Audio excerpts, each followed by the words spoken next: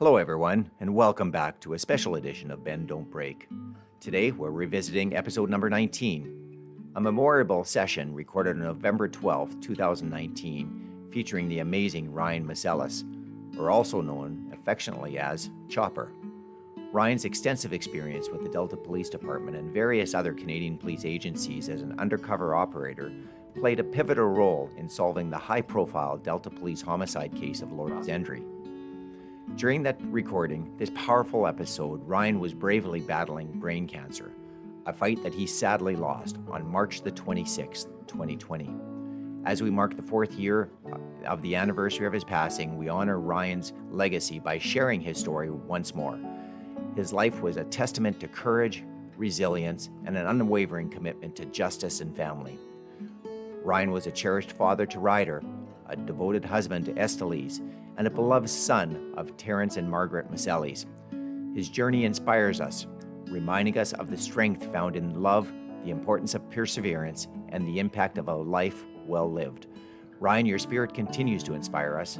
Thank you for your courage, your laughter, and the precious memories you've left us with. Today we celebrate you, a true hero whose light continues to guide us. Join us as we pay tribute to Ryan Chopper Masales, a man whose legacy will forever resonate in the hearts of those who knew him and in the stories we continue to share. Thank you. All I ever wanted to be is a cop, and I've lost it now because this cancer's taken it away from me. Bend, don't break. This is a Delta Police podcast. Hear more about how police officers strengthen their resiliency through the power of story. Well, good day, everyone. I have been looking forward to this day for a long, long time, and I've got a real, true undercover officer here sitting across from me here, and this is an amazing story, and even more amazing is the level of resilience that we have in relation to this story that you're going to share with us today, Chopper. Just before we get into the story, though, I want to bring and thank our podcast listeners for something that's happened here. I was speaking to a lady by the name of Carolyn Sinclair, and she's the manager for the Provincial Overdose Response Team and very active in mental health for first responders. And Carolyn was over in Spain, and she was teaching a course around emergency planning and mass disaster for 24 students from 7 different countries. Most of these students were police and military. And one of the students came up to her, and this student's name was Michael, and he was born in Northern Ireland and serves for the Garda Police in Northern Ireland. And he said, well, you know what, I listened to a podcast from Canada.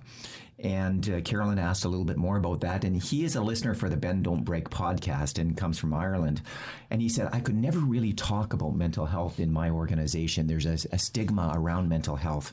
But he said something that I thought was extremely valuable. And we're so very proud of all the people that listen to Bend Don't Break. And he said this: if you don't feel safe to talk about it, at the very least, you can listen. And that's what he does. He listens to the Bend Don't Break podcast, and he's found it to be extremely helpful for him in dealing with some of his challenges that he has, even though that he can't talk openly about it amongst many of his police officer friends. Okay. So it's an amazing opportunity for us to be able to share a message with people across the globe and first responders. And this message that we have today here, Ryan and or Chopper, is a real good one. So I have here an Abbotsford police officer, and I'm already a little bit choked up on this one, so who goes by the nickname of Chopper. Yeah. And Chopper, you started about how many years ago now in policing? 2001, so okay. I'm coming up on 19 years now. Absolutely. And you started your career in the Vancouver Police Department and transferred over to Abbotsford Police Department in 2010. Yeah. And Chopper, or Ryan, Chopper, as he's known in the Delta Police Department, has been a good friend of our department for a long period of time. He has helped us through many significant investigations, and your undercover work has helped us put many people in jail. And we're so extremely thankful, and our community is thankful for all the work that you've done. And Chopper's story, not only being amazing around his police career, it's also amazing around the medical condition he's faced. And I have not only Ryan here with me, but I also have his wife, Estelize, with me here today. And Estelize is also an Abbotsford police officer. And you also came from Vancouver, I think, as well, didn't you? That's right, yes. Awesome. So we're going to have this opportunity to be able to talk a little bit about your career, a little bit about the wonderful things you've done to be able to help keep our community safe. And most people are fascinated with the work of an undercover officer. So that's a great story in itself. Yeah. But then we want to talk a little bit about a medical condition that happened in August of 2016, That's where correct. you suffered a seizure while you were on an operation. Yep. And during that seizure, you had to get medical attention, and it led to the diagnosis of a brain tumor, a stage 4 cancer brain tumor that you've been suffering from for a period of time now. And the story that comes after August 26, 2016 is brilliant, absolutely brilliant. And I think that what you'll share with us today will be of value for many people for many years to come. So sure. First of all, thank you for being here. So we're Thank you. thrilled to be able to have you here, and I'm just so proud to be able to speak to you. So thank you. So tell us a little bit about your early career, Chopper. Early career, I started, like we said, 2001 with the Vancouver Police Department. Prior to that, I started in corrections, federal corrections. I did about 3 years of that, and then went to the better side of that and then got out of a jail and got into the VPD. And for me, it was always about policing for me. Ever since I was a young boy, there was nothing better for me than policing. All I ever wanted was policing. I just, strived to have that, wanted to be there, didn't want anything other than that. So for me, when I got into policing, it was just so fantastic for me to be able to be a part of a team, work. For me, I started in the downtown east side and saw something coming from a guy from Campbell River, and working in the downtown east side. It was very surreal for me because I wasn't used to that. Like seeing these people just walking like zombies, some of them, and out in those streets, I was just like, I don't know where I am.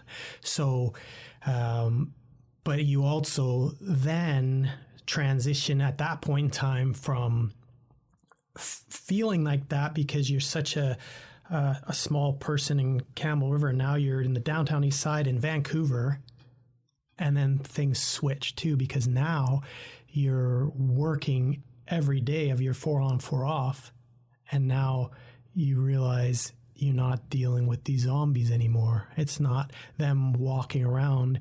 These are the people that you are dealing with.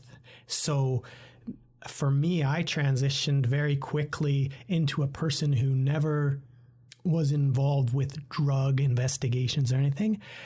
I started focusing with myself and my partner into the drug portion of the downtown east side and trying to help those people and always getting them to where they want to go. Hence remembering that you can try to get to people into certain areas, but people aren't going to want to do that unless they really want to do that.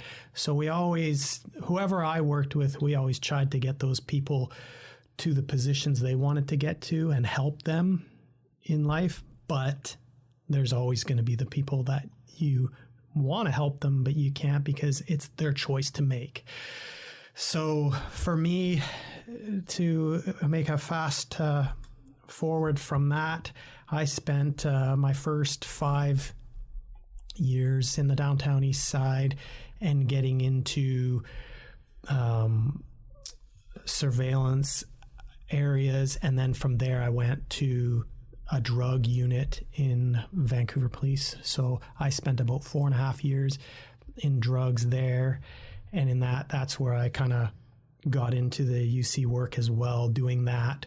But my kind of area of policing has always been patrol initially, and then drug work, undercover operations, and surveillance. So if people look back at me and go, in the 19 years, what were the things you did, Chopper? The biggest things for you? It was always those three things. Surveillance was a big fan of me. Like, I love doing surveillance. Then the drug stuff was huge for me. And then I was lucky to be get involved with the undercover operation stuff, and going from there and being able to work with Delta, New West, Nelson, all these municipalities, and going and having the ability to go to those places instead of being stuck as just a VPD guy, or moving to Abbotsford, for example, and doing both of those. I was lucky to do both, but very lucky to get to meet people through all these departments. And that was huge for me. Well, it's interesting. You've spent a great deal of your career avoiding any limelight, avoiding being, the cameras and the photography and the media, because you obviously, when you're an undercover operator, you don't want any part of that. That's true. And the last 3 or 4 years, you've really come now in front of that. And I know that you're very active in being in front of the camera and social media, and that's a huge transition. I just want to talk about one more project before we sort of move forward to 2016. I know that you were heavily involved in a project that we did here in Delta called Project Starboard. Yes. And it led to a great arrest. So do you want to talk about that? Yes, it was. I can only speak on what I was involved in, because I know Delta did such a great job with Starboard. Like, hats off to them. I listened to the start of that when it happened and was a part of that. But then, as people have to understand, there's so many people involved in Starboard. I was just a little portion of that. And luckily for me, my sergeant in the undercover operator portion of it asked if I would be involved in helping with Delta and that. And I said I'd love to do it, because I've had previous encounters with Delta, with undercover operations and stuff. So of course I wanted to be a part of Delta. And with that part for me, there was a lot of female undercover operators involved, and other people that were doing the grunt stuff. And I just lucked out and was asked if I can be kind of a higher level guy, where I was a mid-level drug dealer guy. And it was allowing Delta to get more information by utilizing me, and then getting everything they needed for their evidence going forward in that. So for me, I was just a simple guy that went out and bought, I think it was strawberry cocaine at the time, which I had never heard of. And I called the people in Delta in drugs here, and I said, I've never heard of strawberry cocaine. And when I started researching it, it was back in the 70s in California with lawyers and more higher level people. And it was like a recreational drug.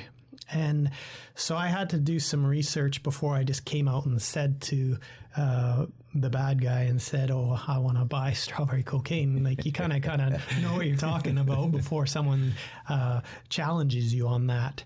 And then luckily, just speaking to the two bad guys, I'm trying to figure out what I want to call them, but bad fellows,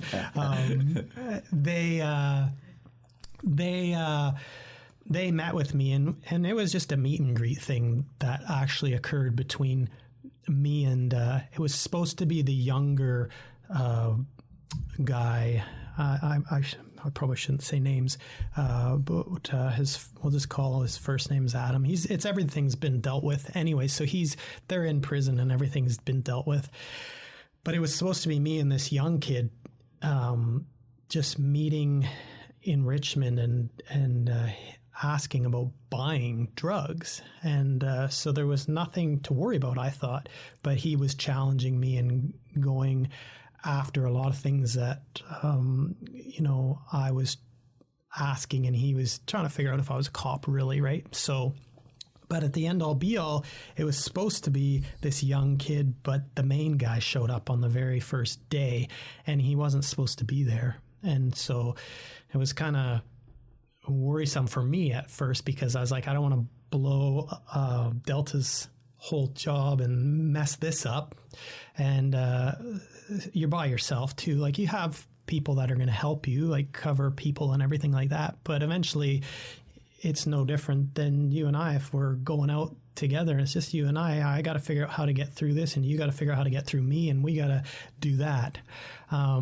So in the end all be all, luckily, the main player guy, he did end up liking me, and we had a liking to each other. And then from there, the deal was done a few days later. And then I only did what Delta wanted me to do, and was to get the large amounts of cocaine, and being like $23,000 worth of it that I bought from these guys, and just went and did my job for the drug squad here. And I was just happy to be a part of it, and it worked out so well for them. And then after we did a few deals, they ended up bringing out Pebble heroin, which wasn't even supposed to be on the table. And they just started talking about it. And of course, as a good UC, you're not going to just say, oh, no, I'm only talking about strawberry cocaine. Like, so I let them run with that. And I'm like, oh, you have pebbled heroin. And so we eventually, when it was the investigators' time for here in Delta, they were like, get the strawberry cocaine, but also buy the pebbled heroin. And we did that. And eventually, I didn't know what was happening till it happened at the end, but it was one of the largest fentanyl production, what do you call that?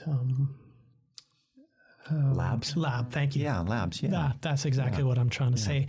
And again, so Delta allowed me to participate and play with that, and which I was happy to be involved with.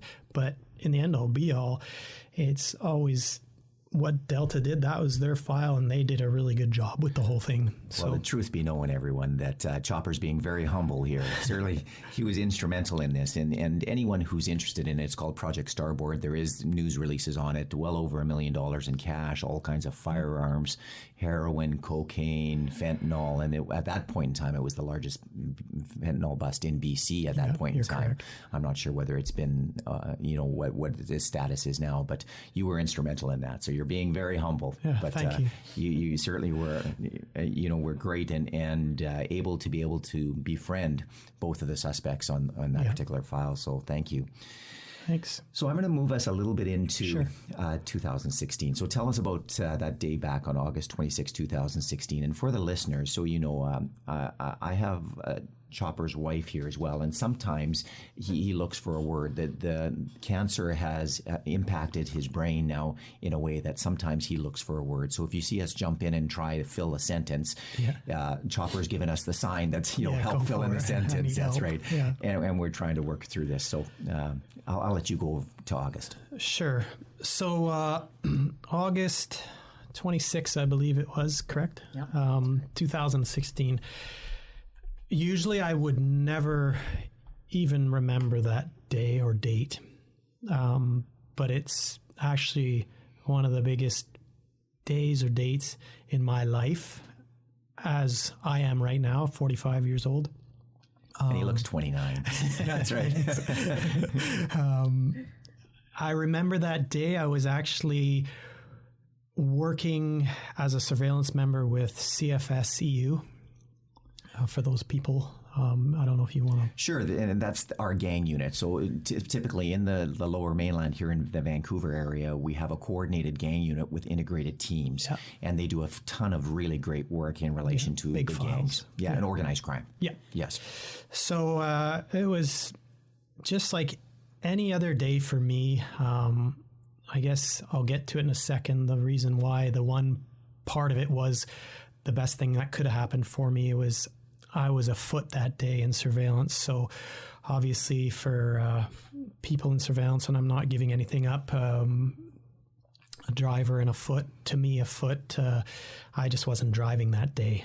That's all people need to really know. And we were supposed to end that day at 5 p.m. and we were asked by the investigators to stay till 7 or 7:30 that night. And we were all okay with it.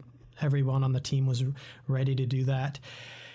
And as we were putting the target into bed, let's just call it that night, we were being told that we were going to put them into bed and we were going to go home. And it was just around 7 o'clock, 7 p.m., 6:30, around there. I think 7.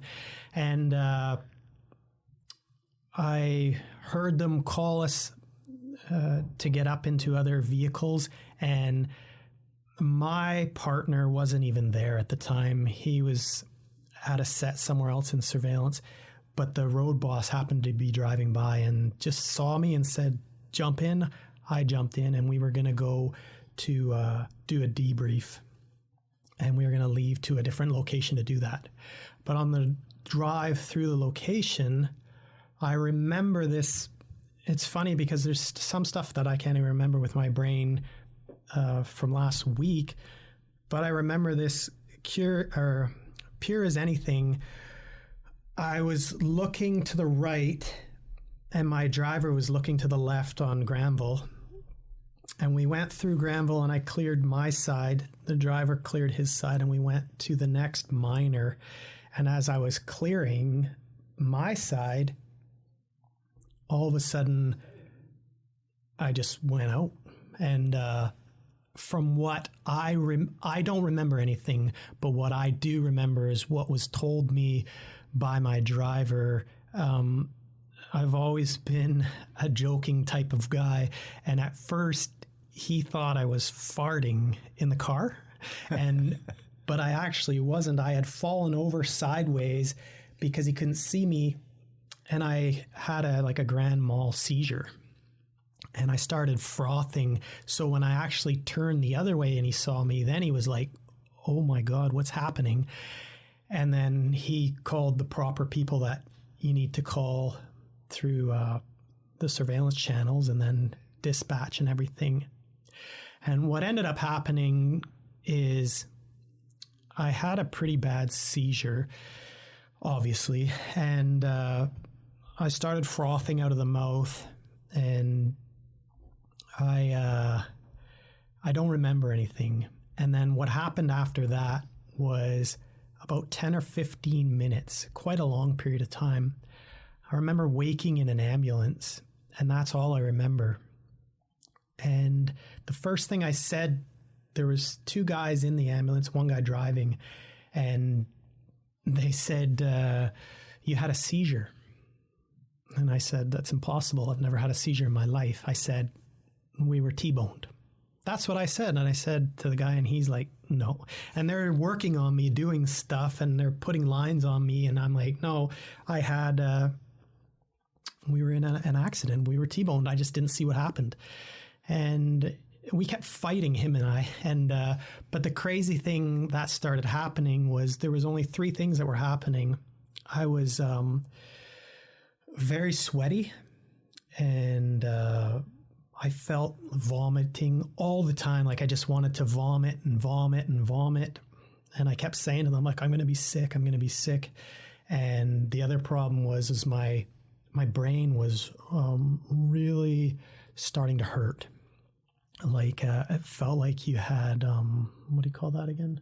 Migraine? Yeah, migraine. Like a migraine, because I've never had migraines my whole life. And I've been very lucky with not having like Advil or stuff like that. I've never really done any of that or used it.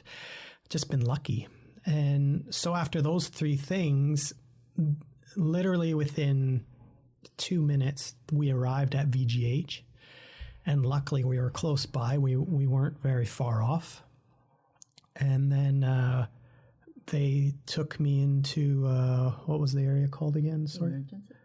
Yeah, but it's more the like trauma emergency. Like they were going Critical care. Yeah, the big care, area, yeah. whatever. Intensive care.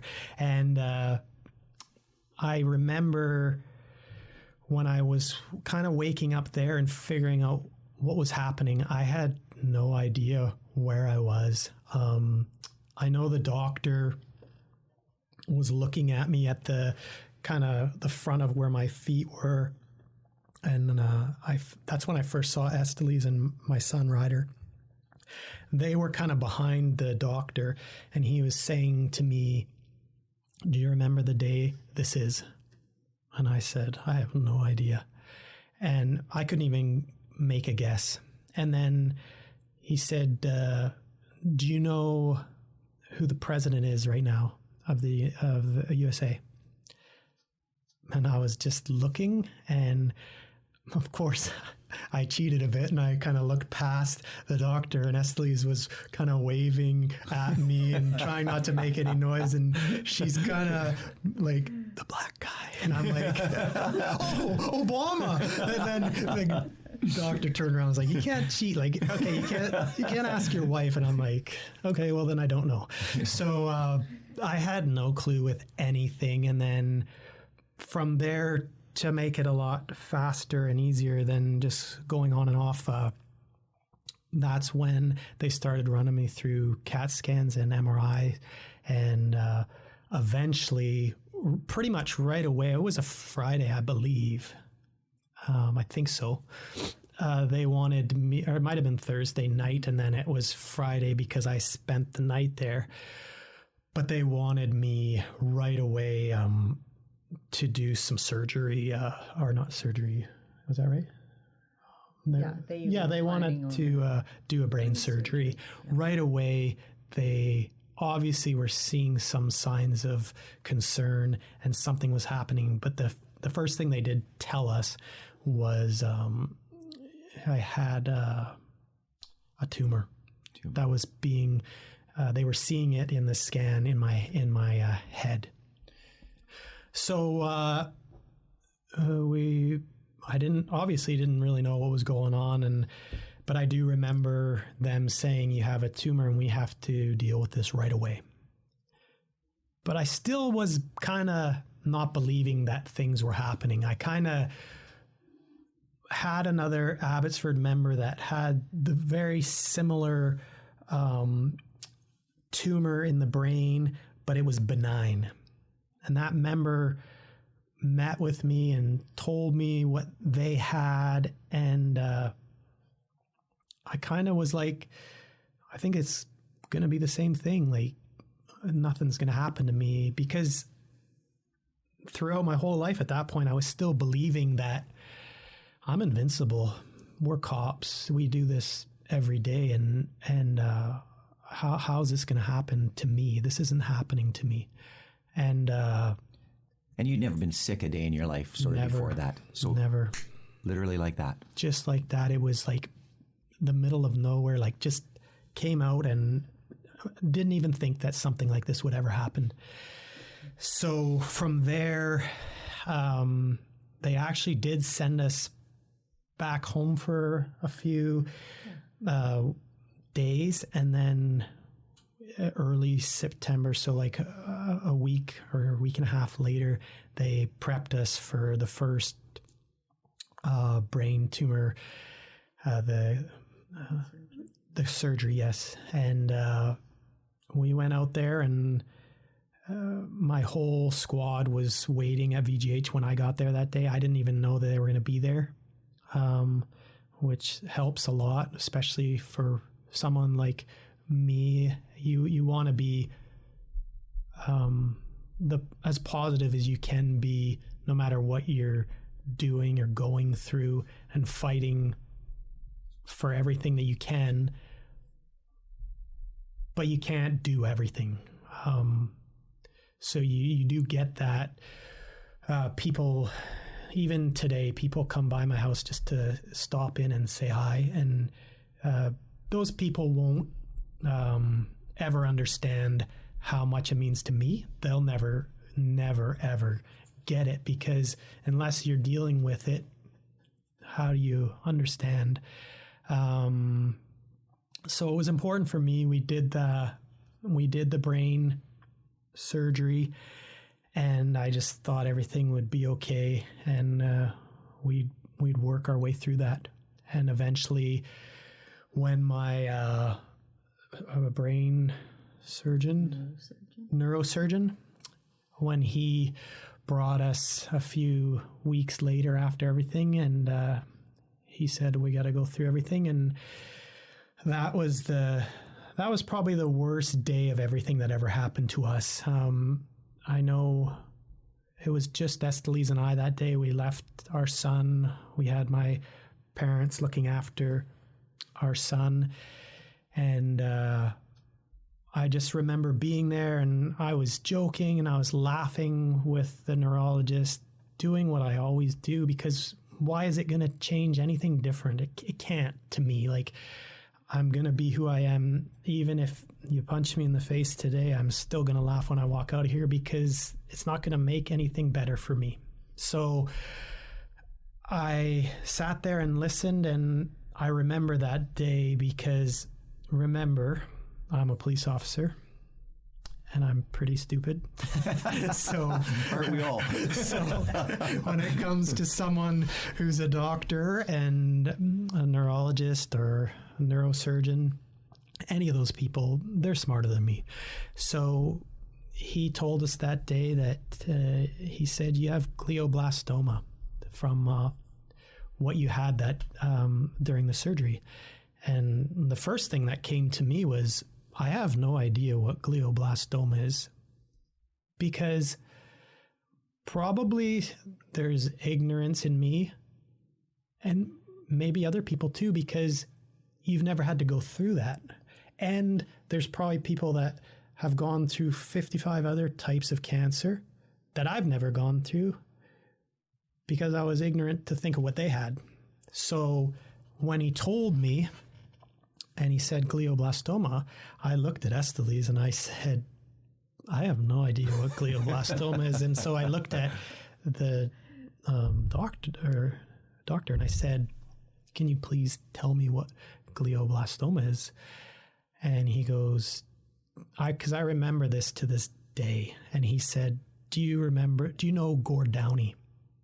And I said, well, I do know Gord Downey, and I'm not going to be ignorant and tell you that he's my biggest fan.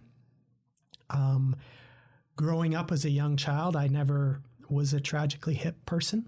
I was into different types of music, but this was a big day for me. This was where this guy told me, because he knows I like music, and he said, you have what Gord Downey has. And I said, the first thing I said to him is, well, isn't he dying? And he looked at me and he just said, kind of put his hands up and down, or his face up and down, nodding. And to me, I said, the first thing I said to him that day, I said, well, he's dying, but I'm a cop and I work with cops, just like everyone in here. They're all police officers. What we're going to do is we're going to figure out how to destroy this. And do you know what he said to me? Because it'll always be something that I keep to me. He said, this is a fight you're not going to win. And I kind of backed up and I was like, hold on a second. We've fought everything we've done since 2001 when I started policing to 2019 now. We're always going to fight. We're police. If you go out and you go to a domestic and somebody starts to attack you, you just call for other police officers and then we win. We're always going to win. But he was trying to tell me that this is something you're not going to win. So I had a really hard time. So, and I know it was hard for Estelize too when that word came out that day, sitting in this room when it happened. And now, to boot, you got to remember now I can't drive. So I could have gotten to my truck with Estelize and, drove us back home and at least, do something, feel like I've done something. But now I'm sitting in the side of a vehicle while she's driving me home and everyone's waiting for this result, but no one knows what's going to happen. And crazy things start to go through your head. And when that happened, a lot of weird things went through my mind. I did a lot of that stuff on my own, and I still will keep some of my stuff to myself. I don't want my son to ever see that stuff. I want him to believe that I'm the best thing that can ever be for him. So if something ever happens, I'll walk away from him and go somewhere alone. I don't want him to see that and believe that's happening to his dad. And so we got home, and I remember when I walked up the stairs and my parents were there, and Ryder was, I think, playing Lego or something, but I remember just being angry, not to anybody, just to myself, and walking up. We have to walk up the stairs to get to the kitchen area and in the living area, and my mom and dad were standing there waiting when I came through, and I just said, I'm fucking done. And that's all I said. And I don't know why I said that. I don't know if that was wrong of me to say it. But my mom was, what's going on? What happened? And I said, we're fucking done. And that was it. And she's like, and then I just went to my room and I sat alone for a bit and did my own thing. And it's a very hard concept to deal with, because I still get people today that they will know someone or a family member, and someone had breast cancer, and I understand all that. I fully understand that, especially a person like me or Estelize that we've been through for the last 3 years. But the problem is, and I'm not trying to minimize breast cancer, and I don't want to minimize anything, but I also am a realism kind of person, and everything's real to me. And back in the 80s and the early 90s, we had a huge problem with breast cancer. But the thing with breast cancer is it's changed so drastically to 2019 that there's a lot of people nowadays that can survive breast cancer. And I really like those people because I know that they're going to survive. But the problem with glioblastoma that I try to explain to people, because they'll tell me, oh, go to Mexico, do this, do that. It doesn't work that way, because if I could survive glioblastoma, which I can't, if I can survive 5 years, if I can survive 10 years, if I can survive 15 years, I'd love it. But there's also anyone who has a glioblastoma is told you have 2 years to live. And then after that, it's going downhill pretty fast. So, with glioblastoma, what I was trying to say at the end there was just that I can't survive what I have. You're given right away stage 4 glioblastoma, brain cancer. You're done. Like, you can't start at stage 1, 2, 3. It's 4 and it's terminal, and it can happen fast. I've met a whole bunch of actual people that have glioblastoma, and I've had police officers asked to meet with me, and they've found someone that's a friend of theirs or somebody that they know in the world that they, parents, friends or something, and they have glioblastoma. Would you talk to them about that? I said, 100%. Even if they don't know me, I'll talk to anybody. But I'll tell you one thing right now. I've had 3 people that I've gone through this with in the last 3 years, and they're all dead. And it's unfortunate, and I feel very bad for them. But there's also that thing that I have to keep going forward for what I'm doing. And it's for me, and it's selfish. I get it. It's for me, it's for my wife, it's for my son. Those are the 3 big things right now. I appreciate every single thing that it's given me every day. And it's changed a lot since I was started as a police officer. I didn't ever think of things like this could happen to you. But in the last 3 years, since you talked about August 2016, it feels to me that it's been 3 days. That's it. Like, I'm trying to keep going to 10 years, to 11 years. I want to see things with my son. I want to see him go to high school. I want to see him do things like that. So I don't have, like, there's days when I don't have good days, and I will mask that and hide that.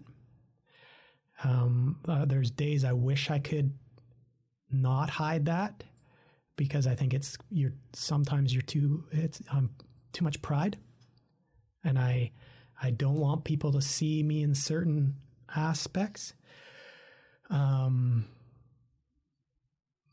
But it's everything that I go through is just reality. It's reality. If I sit here and say to you right now, well, you know what?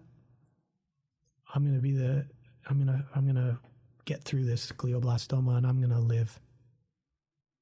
I want that to happen.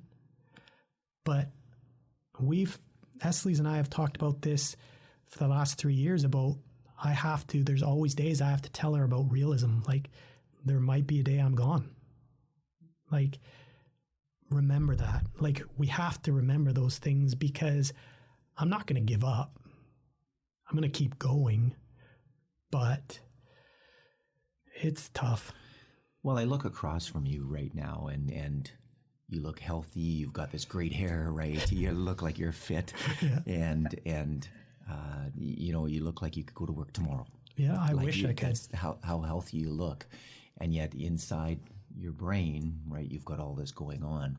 Yeah. What have you done to be able to sort of manage that? I know you've done some amazing stuff, and I want to sort of get to that, and I want to talk a little bit about some of the things you've done, because I think it's exceptional. So with me, I kind of went back to the same approach when I got into policing. Same thing as when I went in, before I was in policing. Let's just even go back to federal corrections. There's always a plan in the way that I look at work. If I was to work in a prison, I'm not going to go into the jail and I have to sit inside wherever I'm working with the inmates, and not think of the plan. So I always have a plan of what I want to do. If this jail's going to go up tonight and everyone's going to attack everybody, well, I want to have a plan. So I always have a plan. And it's no different in policing, I would imagine, with a lot of people. If I'm getting in my police vehicle today and I'm going out, just, taking a call from dispatch, and it's a simple call, you always want to think of the worst thing that's going to happen that day, even if it's going to be the smallest thing that's going to happen. That's the way I always interpret policing, because the problem is if you just assume something's going to be fine that day, that's going to be the day when you're attacked or someone tries to kill you. And we can even talk to Estelize about that. Like, the day that happened to her in Vancouver when she shot and killed the fella, she didn't expect that to happen that day, and nobody would expect that to happen. So for me, to answer your question, is to always use your brain to think of what you're going to do to get to the best ability that you need to be. Because I'm not the biggest guy, too. There's lots of guys that are bigger. Like, look at Aaron. He's got his pipes hanging out right now. Mr. Plant-based, right? That's right, exactly. So, there's always someone that's bigger and better than you, no matter what and no matter where you are. So you always want to take advantage of what you have in front of you. The other thing is just, for me, was working out. Like, it's crazy when I think back to that August 26th, right? August 26th, the week prior to that, I had done Monday, Tuesday, Wednesday, Thursday, Friday, that week prior, every day I had done trails. I'd running trails. And I ran into areas where I shouldn't be alone, but I did it on my own. Not that it was dangerous. It was, what I mean is that now that I think back, if I had that grand mal seizure inside one of these places where I was on a trail, probably wouldn't found me for a long time. So, because I also didn't tell people where I was going for my workout, and just minor things, but we see that all the time in the news with, search and rescue, the people that go to Cyprus and they do that and they don't tell people where they're going. I understand that, but it'd be no different than me walking in my neighborhood. Like, I'm not going to tell every time I go for my neighbor where I'm going for a walk. So with that, it was just, I was lucky when I had my grand mal that I didn't fall down, where I ended up prior to me having my seizure. I had just moved out of where I was sitting. What do you call it? Stairs. And some stairs. I would have fell down into these stairs. Luckily, I didn't fall on that. Then I didn't fall the week prior, so they allowed me to have my seizure the next week. They had my seizure when I was afoot, not a driver. So the best thing that could have happened that day too was I wasn't the driver, and then my other guy was afoot, and then I had a seizure and drove into a whole bunch of people and hurt them. So there's a lot of things if you look at that. And then for me currently right now is just working out. It's the most important thing for me. You've done some other amazing things, though. Tell me a little bit about, you're an artist. Oh, yeah. It's funny you say that, because I wouldn't even think about, because I didn't, it was something I always wanted to do. And I have a lot of tattoos myself. And one of my, a guy that started, I got some tattoos from him. I'll plug him out a bit here, Mark Roy. He's probably the most amazing tattoo artist that I've ever met in my life. Always getting better. So he's not a regular tattoo person that once you tattoo, you just tattoo and keep doing that. Mark's always adapted and changed his portfolio and his ability to tattoo, which has made him better than anybody for realism. He's a realism tattoo artist, and he's really good. So prior to even what happened with me, I had plans of being a tattoo artist when I, what do you call that after 25 years? Retired. So after I retired, I wanted to be a tattoo artist. And Mark was going to help me do that, which I thought was amazing, because most people won't help you do something like that. It's very hard to get into that and have someone that can help you. So I wanted to do that. And then eventually, as I was getting into that, I had a plan that I would do my 25 years, retire, and then start doing tattooing for police officers and law enforcement.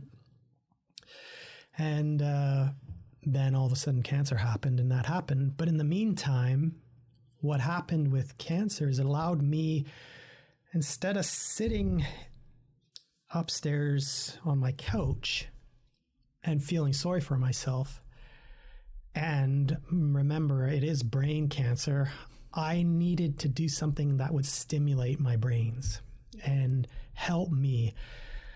So Mark helped me and got me to the area where I needed to be and start trying to do that. And it wasn't the best for me. Like, I don't like some of the first tattoos I've ever done. Estelize has a couple on her.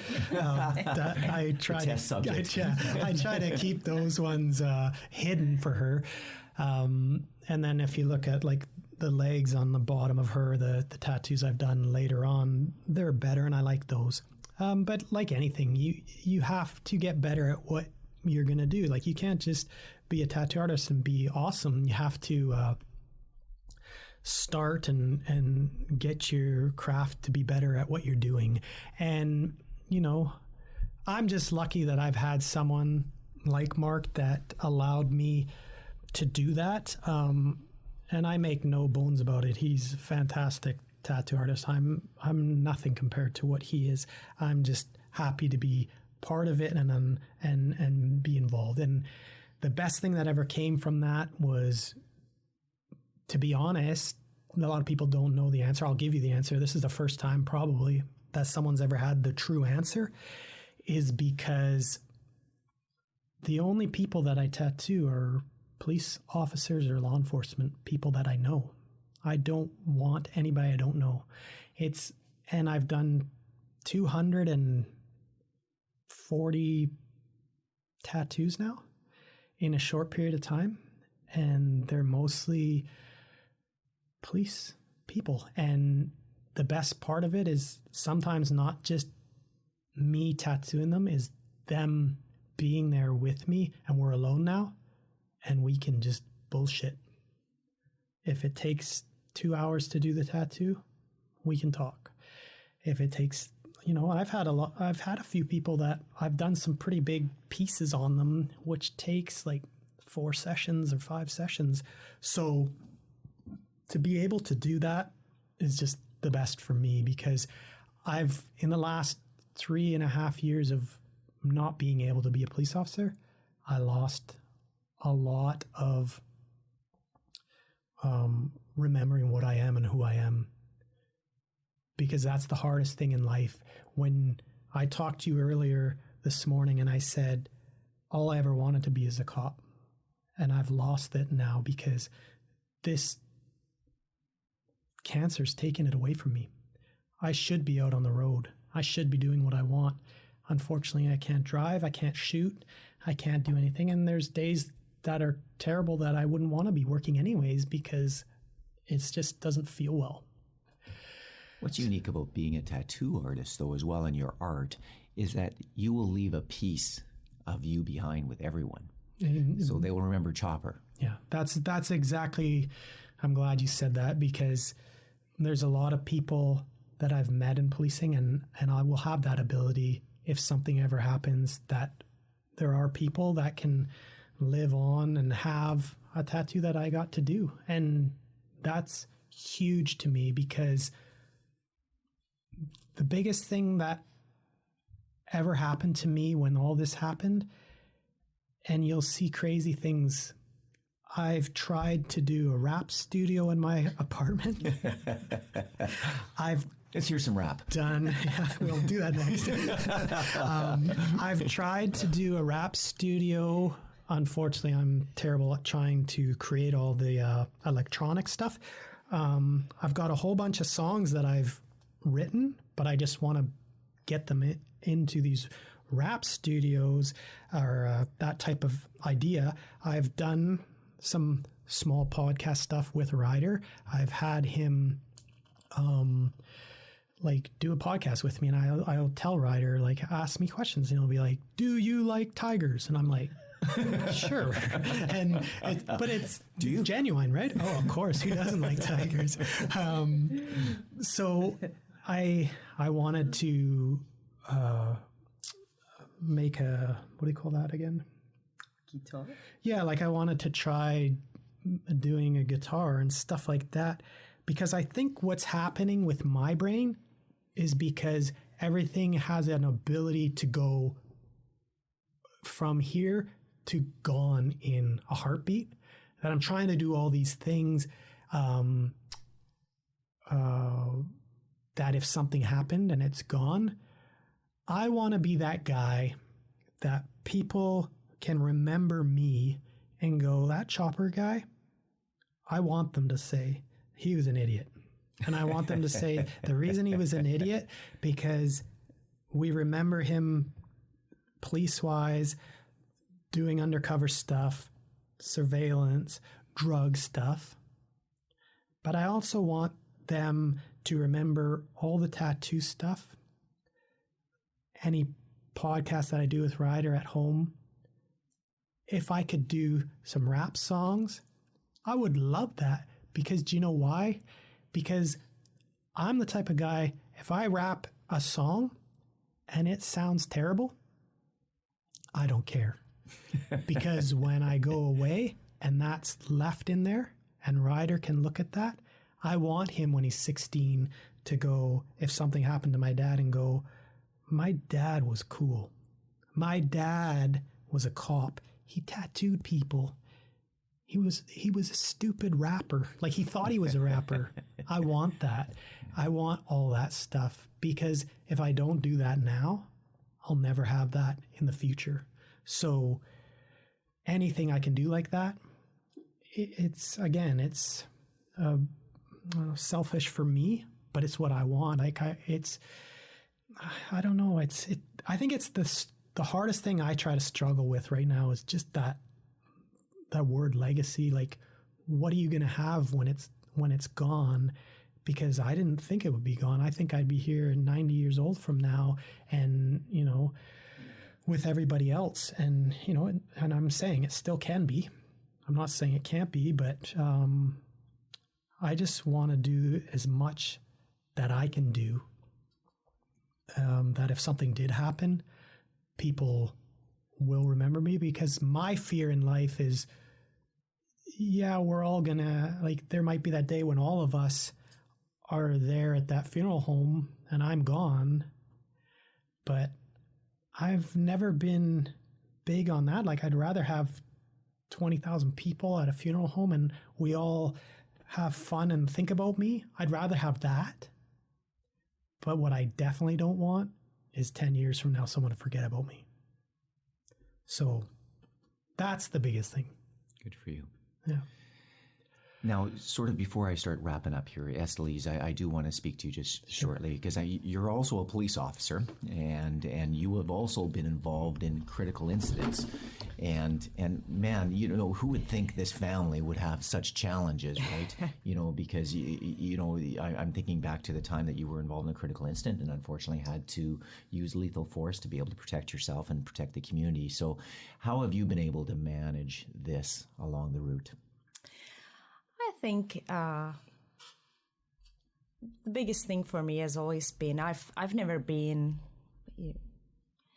a super career person or a sports person or anything like that. Family has been the most important thing to me. And so at that time, it was only Ryan and I and our little family when the incident occurred. And it was a lethal shot that day, but I was left with no choice. So I've never had an issue with what I've had to do. Not gonna lie, it's a heck of a thing taking somebody's life.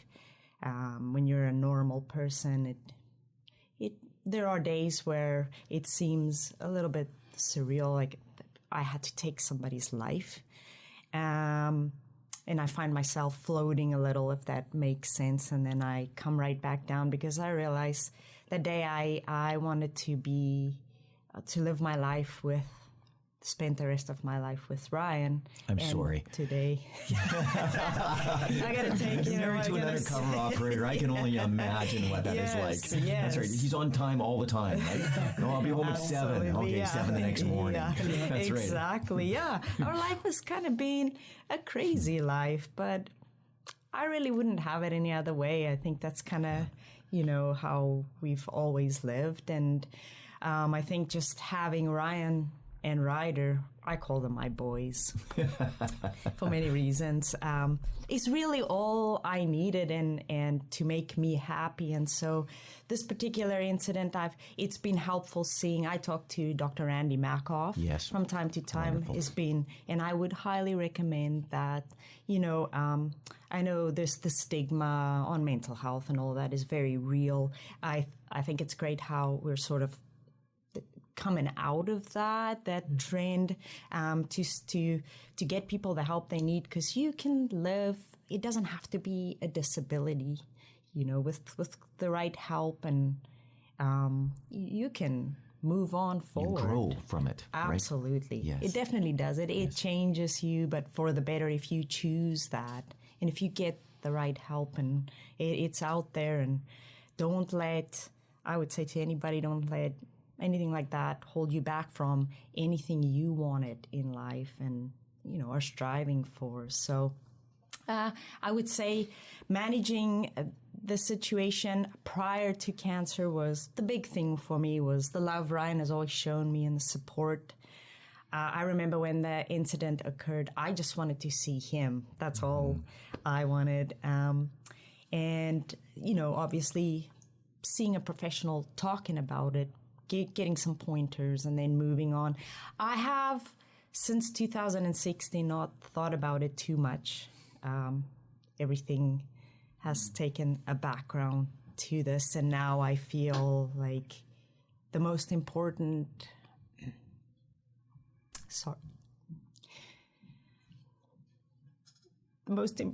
job I've ever been given is to fight with Ryan. And that's my whole life. And I'll never give up either. In the fight, we're in the trenches now, and we're facing a demon. I realize glioblastoma is a heck of a cancer, and but I've always believed in Ryan's strength. We're here 3 years later when he was given 2. And I have hope, for this study we found. Yeah, there's a lot of little mountains we have to climb to get there, but we'll get there. And I have to always believe that, there was a day when we were all 3 of us, me, Ryan, and Ryder, were in the garage, and I remember Ryder pointed to Ryan's dirt bike. It's a nice dirt bike. It's a fast dirt bike. And I'm not always happy that he has it, but Ryan pointed to it and said, "Dad, can you teach me to ride that one day?" And I remember Ryan left the garage because I know what he was thinking. I hope I'm there to teach you to do that. And I will never give up believing that he can be there one day. So there's a lot going on, and managing, the past, the incident I was involved in. And now I feel that that's so little compared to this battle, seeing that Ryan is the best thing I ever found. Just the thing that's honestly carried me through first and foremost is Ryan's support and love. Obviously, our little guy, if anything, and I know it's Ryan's biggest motivation for doing what he's doing and moving forward is Ryder. And then the support and the love we've gotten, and the greatest part of that has been our family in blue. I am humbled every day by the support we receive. And I remember the first thing I always remember every day is I think about how must Ryan feel today. I always put myself in his shoes for that day. And the second thing I think about is I get another text or a call or a drop by somebody. And I always remember that nobody owes us a single thing. Yet people are so willing to help and give and check in. And giving doesn't necessarily have, hasn't always been money. Not that, but time and effort. And I am so grateful for that. I truly believe that if we didn't have that, we wouldn't be here today. I think I would feel very alone in my little struggles, which some of them I've put in a box for now, seeing that, we are in the trenches and the bullets are flying, and, there's no time to necessarily deal with everything healthfully, but healthfully putting those in boxes and looking forward, and I feel like I have a whole army next to us fighting with us. And it's like Ryan said, when somebody spends a little bit of time with him, they will never know how much that means to him. I 100% agree with them. People show us support. A visit with Ryan, contributing to what we're trying to do, asking if we need anything, any help. They will never know how much that means to us. So I'm managing with all the love and support is the thing that's helped me through, the PTSD and all that I've been dealing with. It's just washed over all of that, and I feel like I have everything I need to do what needs to be done next. Well, I could literally talk to you for hours. We could get into some of your operations. I'd love to be able to have a few laughs with those, because I'm sure there's some stories you can tell. And I know from all of your friends who have spoken to me that you tell some amazing stories. So, yeah, and certainly, although this has been one of the most difficult podcasts I think I've done, it's been tremendously rewarding. Good. I understand you've had an interaction with Keith Logan from the BC Municipal Undercover Operations, that unit, the shop they call it. And there's a story there that I want to grab from you that I think is so valuable. So maybe I'll let you go from there. Sure. So it made a huge impact with me. And what happened when I went through the JI in 2001, Keith Logan was an instructor there, and that's how I met him. And the things that happen in life may just be minor things that happen for certain people, but for other people, they impact things. And so what happened with him was later on in about 2009 or 2008, that's when I got into the level 2 aspect of undercover operations. And I had known everything that he had done, and he was a part of the BCMUP back in that day. And that's where I wanted to go in my life. And I got to be a part of that, and got into level 2 operations, and then went on to be a successful level 2 undercover operator. So then what happened was, I want to say it would be 2000. I know Ryan's going to kill me, but my brain's so bad. So Ryan Logan is Keith's son. So Keith passed away with cancer. And it was 2000, I want to say 2008, 9, or 10, in that area. And it was important for me to go to the, what's it called?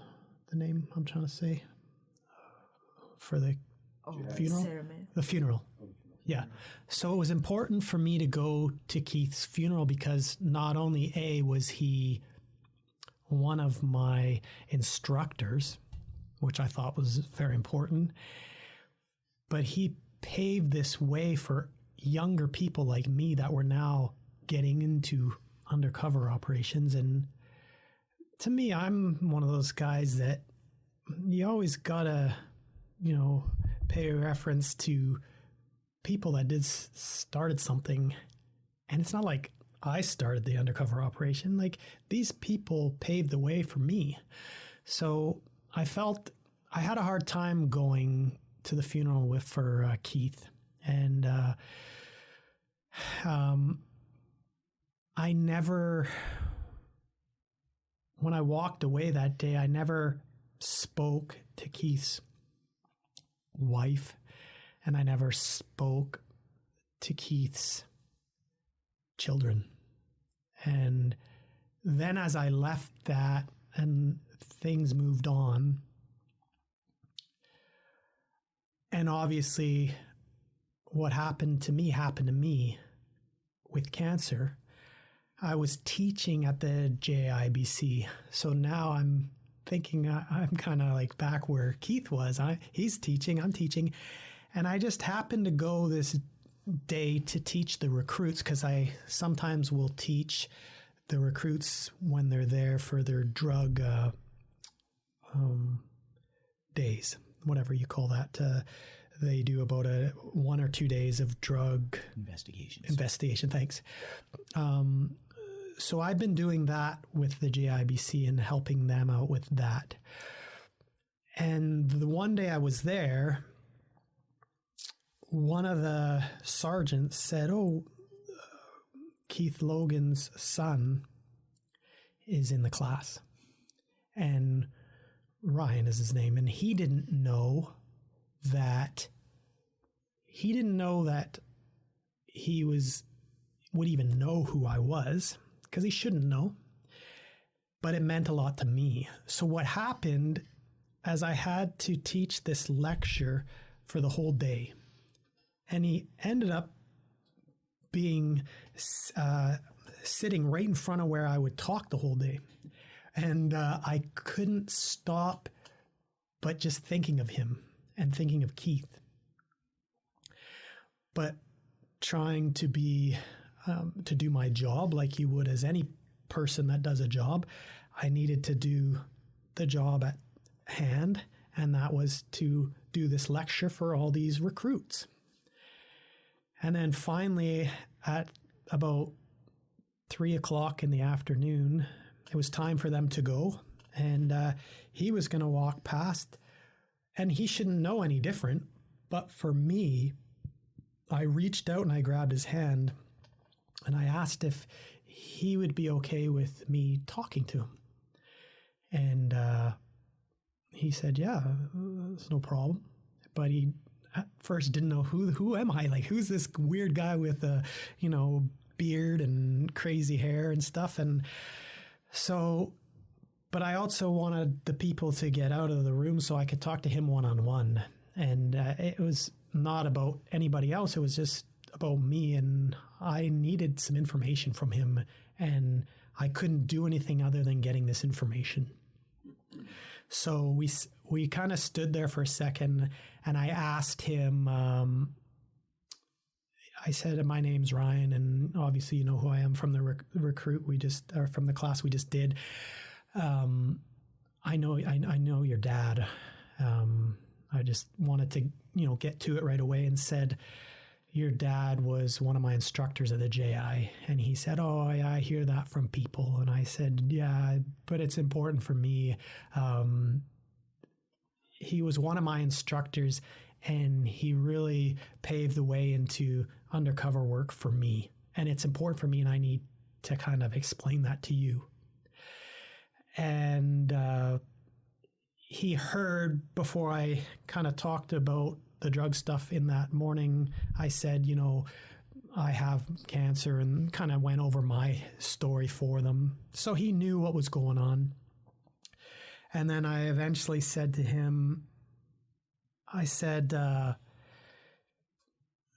can you tell me some stuff that you remember when your dad passed away that'll help me, because I have a 7-year-old son? And he had no issues talking, which was good and fantastic. But what happened is he was explaining to me about, taking lots of pictures if something happens. Because I was in that stage still. It was really early in my cancer, and I was having a hard time of, am I going to die? What's happening to me? So I wanted to ask Ryan Logan, I said, how's it going to be better for me with my son?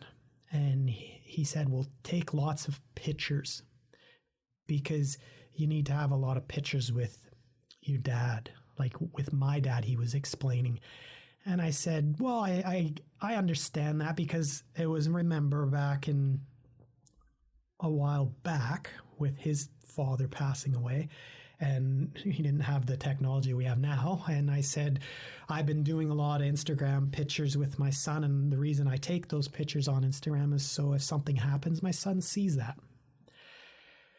But it was very interesting that it caught me off guard. Is he put his head down in front of me, and like most men are, and the way they feel, I have a hard time just as much as probably he did, as he looked down and he started crying, and I had a hard time with it. It really made me sad too.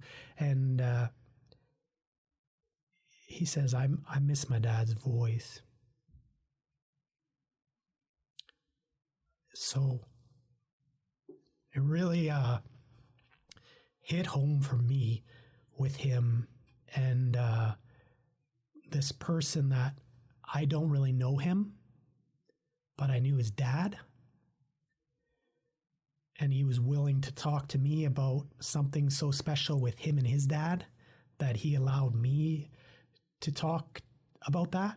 It was really something awesome, and it made me realize that everything that I want to say, again, the podcast thing, I just want it to always be there for my son, because it was huge for me, because it actually is very important, because once you don't have those voices your dad has, you can't get back to have that. So it was a very emotional thing for me. We ended up talking for about an hour and 15 minutes that day. And then I've actually tattooed him as well, which I was happy to do, because I really wanted to do something like that with him, having that connection with his father. It just meant a lot to me. So I don't know if I missed anything other than that. Aaron is good.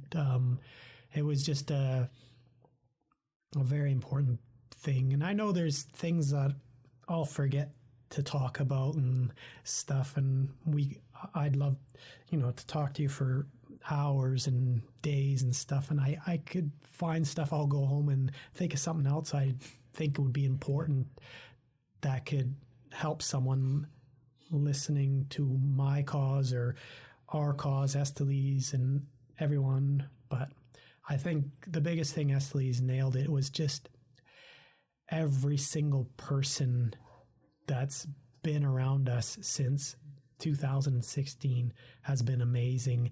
And just even the smallest little thing is more important to me than anything else. Just even someone that texts me and says, hey, how you doing today? That's more important than someone saying, hey, do you want to go have lunch? And then it doesn't happen. Because usually in our worlds where everything's so busy, that's what happens, because busyness can tear apart stuff like that. But I don't expect that. What is the best thing that I've ever learned is just people texting and saying hi, even hi, because it's not fake. It's just, hey, how you doing today? Great, cool. And then move on. That to me is the best thing. And I have that with so many people. I have even special little ones like that, that I won't talk to people about, like even Mike Sear, like Chief Mike Sear. Like, I'm not going to talk about that because there's a special thing between him and I that we have, and it has to do with something with him. But people won't understand that. So I'll always have that. And those things are important because I just can't explain how it is. And then I know I do want to say it at the end too, is just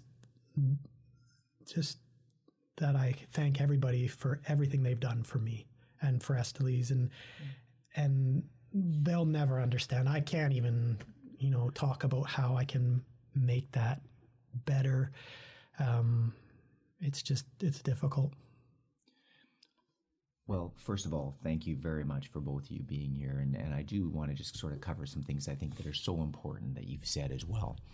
And the first thing that's come out loud and clear is about love, is about social support, and about being able to not only have family support, but the support of friends and family and everything that involves that whole social support. We're in this community, this police community, and, you know, it really is our second family, isn't it? Yeah. The second thing I think that was important is that, you know, you found a passion of yours. You found your art, your tattooing, and as a result, you were able to leave a piece, you know, with everyone of Chopper and of what you're building and what you stand for. Another thing I heard you mention that was significant as well is hope, right? There's always hope, and the fight always goes on, right? And recognizing that prognosis is awful, right? But there's always the hope, and that hope makes you drive forward every day. Absolutely. And I think that the last thing I want to mention that I think that you've also said is that it really is every day, right, is that game of inches. You wake up that day and you're going to deal with that day. Yeah.